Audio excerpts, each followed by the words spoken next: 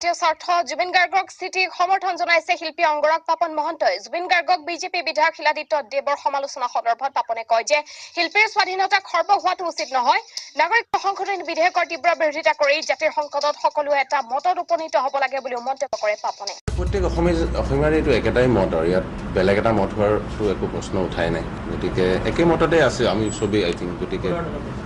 সকলোৰে প্ৰত্যেকজন অসমীয়াই অসমৰ হিততে ভাবিব মোৰ মতে শিল্পী গান মানে অকল সুৰে নহয় শিল্পীয়ে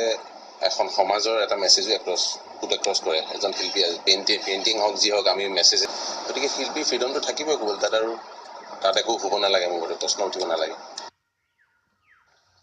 আৰু ইফালে সভা বিতৰ্ক সন্দৰ্ভত প্ৰকাশ কৰিছে অংগৰাগ পাপন মহন্তই আইনৰ ওপৰত তেওঁ সম্পূৰ্ণ বিশ্বাস আৰু আস্থা আছে বুলি প্ৰকাশ কৰি কয় যে